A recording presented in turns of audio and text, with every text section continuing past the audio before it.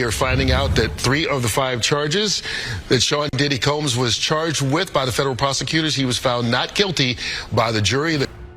Diddy is an FBI informant. He's been one a long time. So I don't believe that he's going to go to prison. And if he do, it'll be for something very, very small. It wouldn't be nothing what the people think. But that was like my brother, and he's the type of person I would like, if he loved you, if he was cool with you, he'd lay his life down for you. Diddy's recent courtroom win has sent shockwaves through the industry. Even behind bars, his power seems untouchable.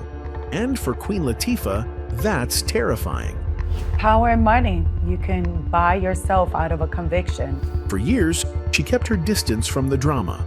But now her name is floating through the same whispers that brought down some of hip-hop's biggest players. Queen Latifah was on Diddy's back. No, Diddy was on Queen Latifah's back. They was naked? No, like horse playing through the party. You just horse playing, having fun. That's when I remember. Insiders say Latifah knows exactly how far Diddy's influence reaches. And with prosecutors failing to take him down completely, she's feeling the pressure like never before. Her silence isn't just about loyalty anymore, it's about survival. So what is Queen Latifah hiding? And why is she so scared as Diddy's legal battles take yet another unexpected turn? The answer starts with a verdict that didn't just stun the courtroom, it broke the entire internet. Within minutes of the news hitting every major network, one voice cut through the chaos louder than all the rest: 50 Cent. And what he had to say about Diddy's verdict left the entire hip-hop world speechless. As 50 put it when sharing what appears to be another AI-made image to Instagram, Diddy beat the feds and is thus a bad man. After a trio of clapping emojis, 50 added his explosive reaction, "Beat the Rico, he the gay John Gotti." The reference to the late mob boss of New York City's Gambino crime family wasn't lost on anyone. John Gotti got the nickname the Teflon Don after he secured a wave of acquittals in the 1980s. But 50's comparison carried a deeper, more controversial implication that had the internet going absolutely wild. But here's the thing that nobody saw coming. Diddy didn't just beat some charges, he practically walked away from what many believed would be a life sentence. And 50 Cent? He's not having it. After 6 weeks of testimony that had the entire entertainment industry holding its breath, U.S. District Court Judge Aaron Subramanian's courtroom became the epicenter of one of the most shocking verdicts in hip-hop history. The jury of 8 men and 4 women deliberated just over 2 days before delivering verdicts that left prosecutors, defense attorneys, and spectators stunned. Hip-hop mogul Sean Diddy Combs faced 5 serious federal charges in his racketeering conspiracy case. But when the verdicts were read, it became clear that the prosecution's seemingly bulletproof case had more holes than anyone anticipated. He was found not guilty of racketeering, not guilty on count 2 and 4, which were the charges, but he was found guilty on counts 3 and 5. Those were the transportation for the purposes of charges. The maximum prison sentence is usually just 10 years for each count of transportation charges. That means Diddy could potentially face up to 20 years total, but legal experts are already predicting he'll serve far less. For someone who many expected to receive life in prison, this outcome felt like a complete victory. The fear is palpable. Reports suggest several witnesses who originally agreed to testify pulled out quietly as the trial approached.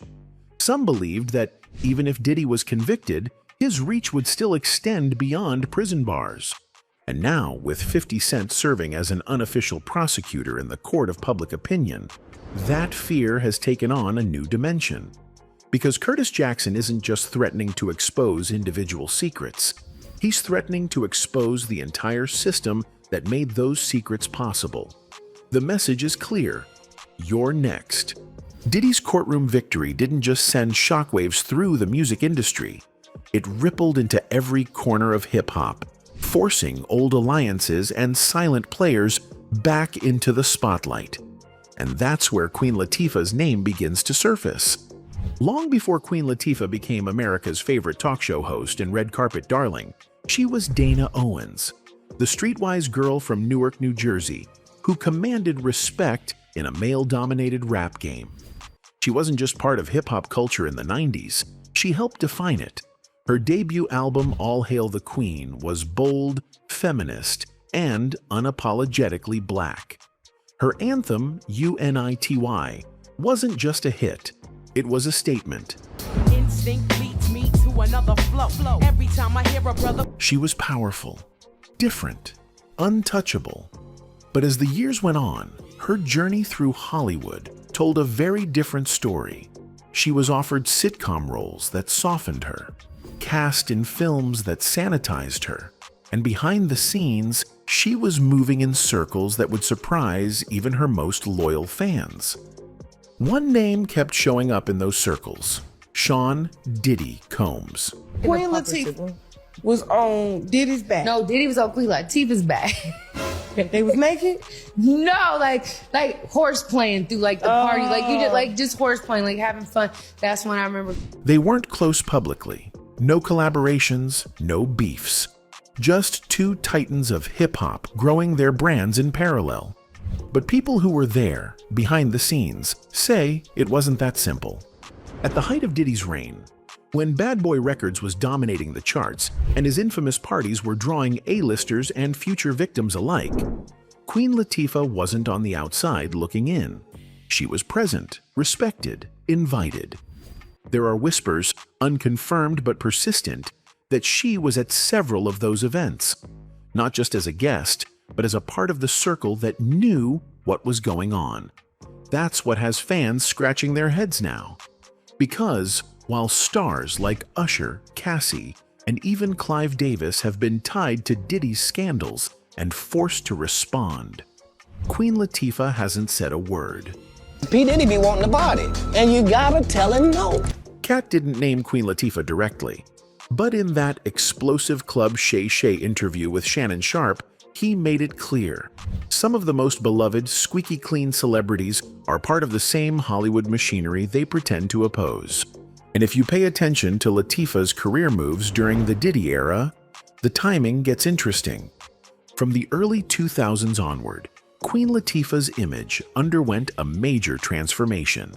She pivoted hard from rap to film, from Set It Off to Chicago, to family-friendly comedies and award-winning biopics. She became bankable, safe, marketed, and right in the middle of that shift was her growing relationship with industry power brokers. People like Clive Davis, who happened to also be a mentor to Alicia Keys, Whitney Houston, and, yes, Sean Combs. That's where the theory emerges. Was Latifah's silence part of the deal? Because she wasn't just avoiding controversy, she was benefiting from the very system that protected men like Diddy. She wasn't blowing the whistle. She wasn't exposing the truth. She was building an empire of her own. A talk show, beauty endorsements, Netflix deals, Oprah-level elevation. And then came the resurfaced clips, images and footage from Diddy's private events, many of which are now evidence in lawsuits, show several A-listers who were previously thought to be uninvolved. One of those names now whispered among researchers and YouTube sleuths? Queen Latifah. No official confirmation, but the question lingers. If she saw what others saw, why didn't she speak up? And if she didn't, why is she still protecting them now? Whether it was silence for safety or silence for status, Queen Latifah's quiet presence during hip-hop's darkest chapters is now impossible to ignore. As Diddy's name continues to unravel in headlines, from federal raids to explosive lawsuits, Queen Latifah's name remains conspicuously absent. Not from legal documents, no, but from any statement at all. And for someone with her platform, her supposed voice of the people brand, that silence feels louder with every passing day. Back in the 1990s, Dana Owens was every bit the rebel. She called out the misogyny in rap. She challenged media stereotypes. She wore Afrocentric crowns while standing shoulder to shoulder with giants like Tupac, Naughty by Nature, and Heavy D. Her respect in the streets was never questioned. But when she stepped into Hollywood, something changed. In 1993, Queen Latifah made her film debut in Jungle Fever. Not long after, she began a shift from MC to actress, from outspoken to in demand. By 1999, she was hosting the Queen Latifah Show, a daytime talk show that ran just 2 seasons, but planted the seeds for her media makeover. What most people don't realize is that this pivot didn't happen in a vacuum. It happened alongside a larger wave of industry grooming, where certain artists were quietly encouraged to leave hip-hop behind and join the corporate-approved elite. Right around the same time Clive Davis was turning other artists into R&B darlings, Queen Latifah was being repositioned as a clean, bankable, mainstream-friendly powerhouse. The people that I know in this game are very intelligent. The Jay-Z's, of the world, they don't just get there by being dummies, you know what I mean? Even if they started out in the streets, they had sense enough to try. Behind the scenes, though, grace had a price. Queen Latifah's production deals began rolling in. Cover girl endorsements, romantic comedy scripts. But none of these lanes were made available to other black women who kept it too real. Women like Jaguar Wright or Lauryn Hill, who openly challenged industry power structures. Even rappers like Lil' Kim and Foxy Brown were being blackballed while Latifah's Hollywood calendar filled up. It's not that Queen Latifah was less talented. It's that she was less of a threat. Or at least, that's how she was packaged. And many believe that packaging came with strings attached. In 2006, Queen Latifah starred in Last Holiday, a PG-rated family comedy that couldn't be further from her roots. May I take your pashmina? Oh, is it what this thing is? That same year, Diddy was being accused of weaponizing his parties and intimidating witnesses in the Kim Porter saga. Yet nobody asked Queen Latifah what she knew. Why would they? She was now positioned as the antithesis of scandal. She'd been rebranded from hip-hop royalty to media royalty. And like many before her, she understood the unspoken rule: if you want to stay, don't speak. Even after Cat Williams dropped his Club Shay Shay bombshell, where he implied that several beloved black entertainers knew exactly what was going on, but chose silence, Queen Latifah didn't flinch. She didn't tweet. She didn't appear on The Breakfast Club. She simply kept her schedule and minded her brand. But for fans who've been watching this story unfold, the silence no longer seems neutral. Because if Queen Latifah truly believes in unity and sisterhood and accountability, the very values she built her image on, then how can she stay quiet while young black men and women are coming forward about abuse, coercion, and cover-ups tied to her old peers? It's becoming harder to ignore, not because Queen Latifah did something wrong, but because she may have seen something and chose to do nothing. What really makes the Queen Latifah and Diddy story hit different is how low-key she's kept it. Before all the legal drama hit Diddy, Latifah never waved that closeness around. To most fans, that silence ain't just playing it cool. It feels like she knew way more than she showed a choice to keep things locked down tight. People were whispering, speculating. Did Queen Latifah know about the storms Diddy was going through? Some say she was fully in the loop, but chose silence over drama, loyalty over headlines. After all, decades in the game teach you the rules. Some truths don't belong in the spotlight. No, she never came out officially. Oh, she's never said it. That's what you're saying. Yeah, that's the good thing about it. You don't know about it until it come out of my mouth. So she never came out officially. At 54, Latifah finally dropped hints about private fears she never put on blast before. Nothing's ever fully confirmed, but you get the vibe she's a master at balancing that polished public image while juggling complicated, messy ties behind closed doors. Her silence isn't just playing it safe, it's a shield protecting herself, perhaps protecting Diddy, and maybe hiding secrets the world's only starting to glimpse. Jury selection starting today in Sean Diddy Combs' federal trial. Prospective jurors are inside the courtroom now, along with Combs. Federal prosecutors allege he abused, threatened, and coerced women into prolonged drug-fueled he called freak-offs, and then threatened them into silence. When Diddy's trial hit the headlines, it was like a bomb went off in the music and entertainment world. Everybody was shook. Tweets were flying, news channels blowing up, and the streets, they were buzzing.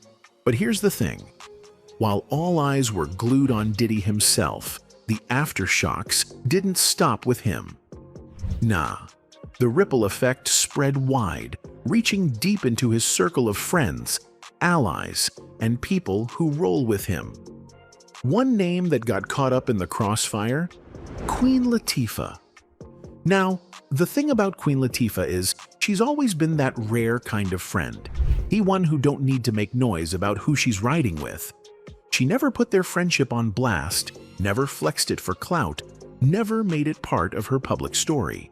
But after Diddy's trial, her silence started to feel heavy, like it was loaded with meaning. People began asking themselves, was she quiet because she had more knowledge than she was letting on? Was she standing with Diddy, knowing all the dirt, the drama, the mess beneath the surface? See, the trial wasn't just some legal battle. It was a full-on peeling back of layers of power, influence, loyalty, and secrets that no one outside Diddy's inner circle really knew about. Wild revelations came out about what goes on behind the scenes in his empire. Stories about deals, disputes, alliances, and betrayals. Get into this. He says it's interesting that Queen Latifah was bashing academics for saying mean things about a woman, but didn't say anything about Diddy after he was accused of physically bashing a woman. For Queen Latifah to come out and say anything. You don't think there's a lot of celebrities in the industry that were waiting to say something, right? But they're waiting for confirmation. They're waiting for actual evidence to be put out. Now, don't get it twisted. There's no smoking gun tying Queen Latifah to anything illegal or shady. Nothing concrete to point fingers at. But her unwavering presence right there in Diddy's camp while the storm raged makes folks wonder.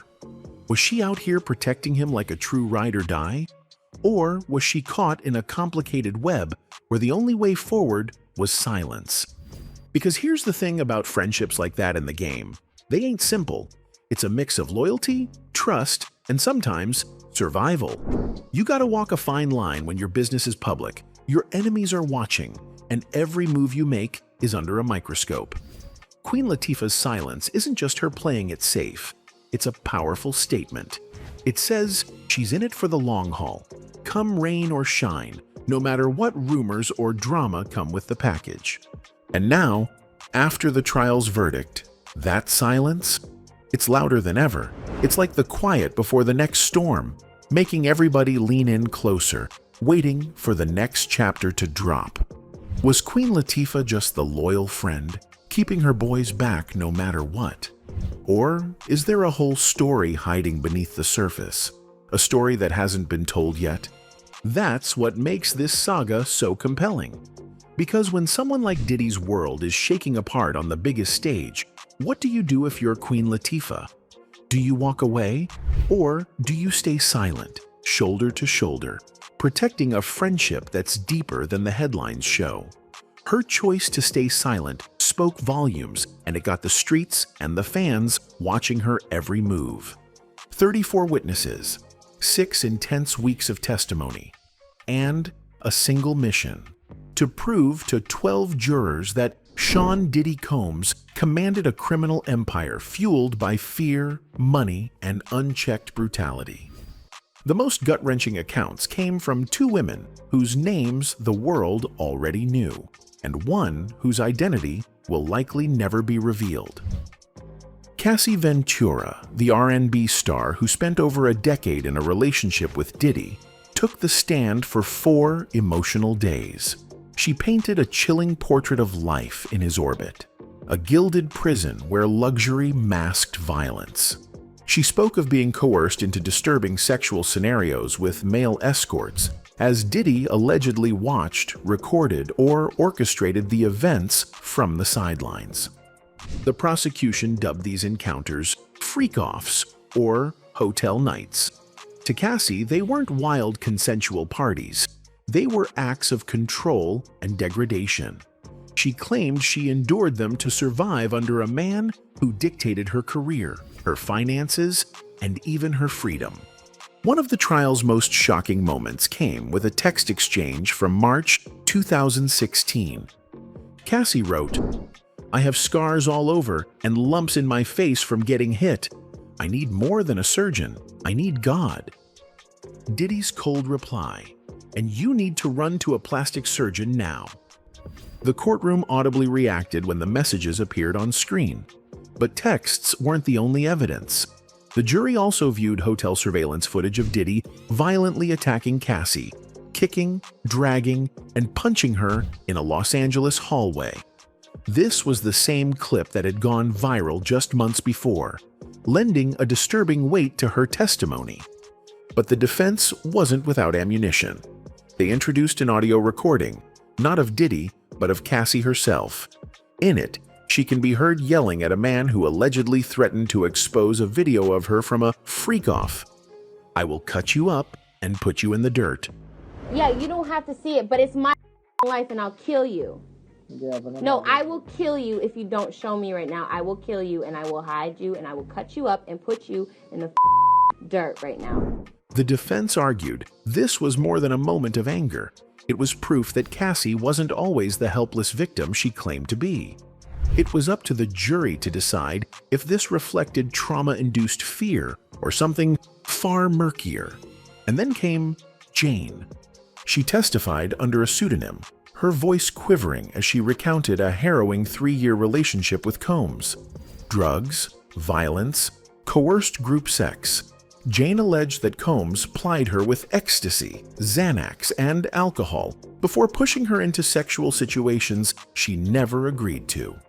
The prosecution didn't rely on Cassie and Jane alone. They built their case with a chorus of supporting witnesses who filled in the gaps of a disturbing mosaic. Makeup artists and staff testified to seeing bruises on Cassie, corroborating her claims of physical abuse. A male escort confirmed he'd been hired for the infamous hotel parties, giving credibility to both women's accounts. Capricorn Clark, Diddy's former assistant, recalled being hauled to an abandoned building by a bodyguard and forced into a lie detector test after being accused of stealing jewelry. A moment the prosecution said highlighted Diddy's obsession with humiliation and control. Even Cassie's mother took the stand, describing how she had to take out a home equity loan after Diddy allegedly blackmailed her daughter. She said Diddy later paid off the debt. And then there was rapper Kid Cudi, who testified that his car was firebombed shortly after he began seeing Cassie. While he didn't outright accuse Diddy, he made it clear he believed Combs was behind the act, a chilling detail that supported prosecutors' claims of retaliation. The prosecution argued these weren't isolated incidents. They were part of a pattern, a culture of fear and dominance that made Diddy untouchable for years. The defense countered with a simpler narrative. These were messy relationships, not crimes. They claimed Cassie and Jane had participated willingly, later seeking financial gain. In their closing argument, they described Diddy as flawed, perhaps even violent, but not a racketeer, not a trafficker. But prosecutors hammered home their message. He thought his fame, wealth, and power put him above the law. That stops now. The defense rested without calling a single witness, not even Diddy. Their strategy? Let doubt do the heavy lifting. If jurors believed there was even a sliver of reasonable doubt, the silence might be enough to save him. But in the end, that silence spoke louder than anyone expected. So as the dust settles on Diddy's trial, Queen Latifah's name hangs in the air like an unanswered question. Was her silence about loyalty, fear, or something far darker? One thing's for sure, the streets are watching. And if the next wave of lawsuits or leaked tapes pulls her deeper into this storm, the truth she's been guarding for decades might finally come out. Because in Hollywood, The quiet ones often have the loudest secrets.